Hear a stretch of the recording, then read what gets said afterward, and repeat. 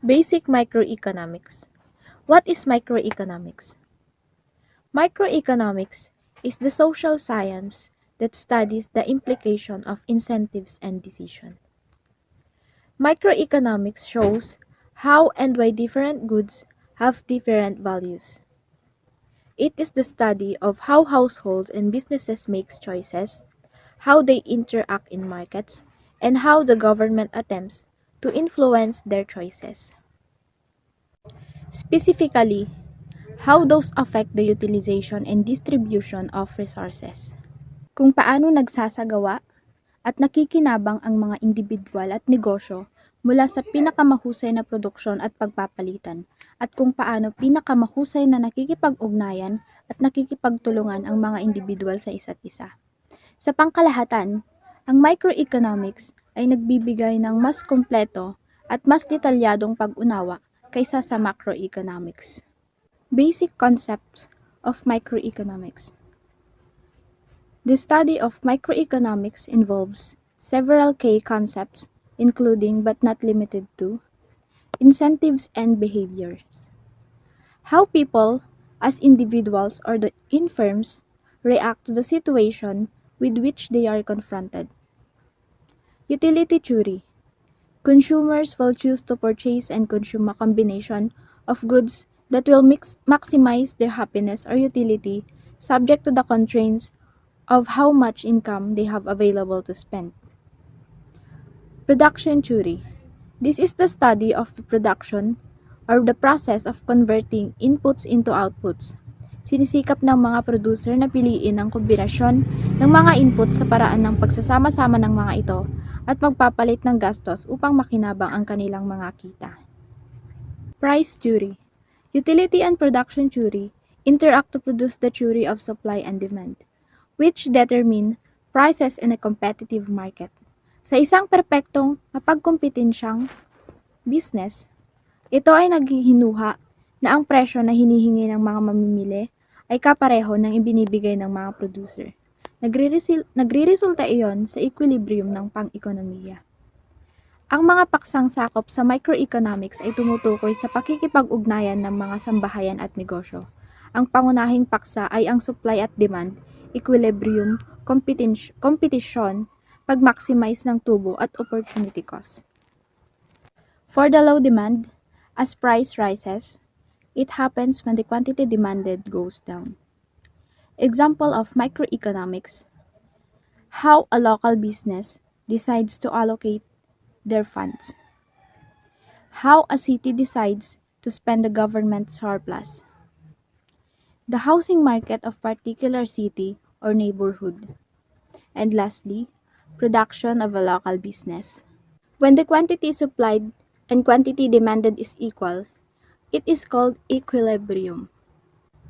Supply is the amount of product that a company can provide to customers at a specific price. Demand is the customer's service desire to purchase the product at that price. Supply and demand work together to create a balanced and competitive market.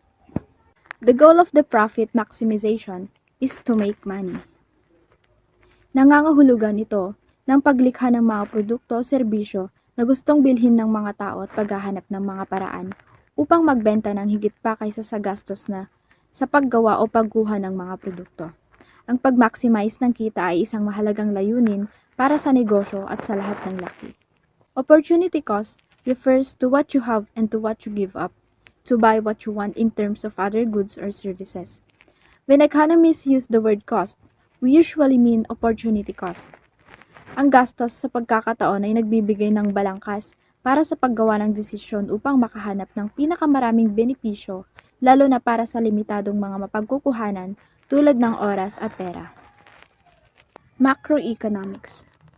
Macroeconomics is the study of the economy as a whole, including topics such as inflation, unemployment, economic growth, national income, and etc.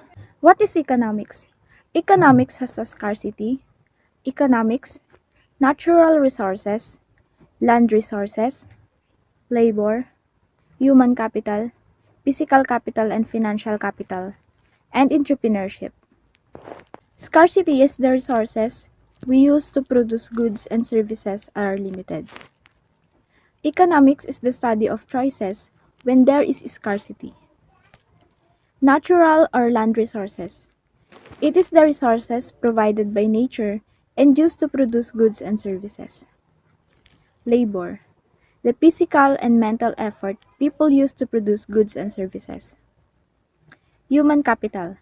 It is the knowledge and skills acquired by worker through education and experience. Physical capital and financial capital. It is the stock of equipment, machines, structures, and infrastructure that is used to produce goods and services. And lastly, entrepreneurship.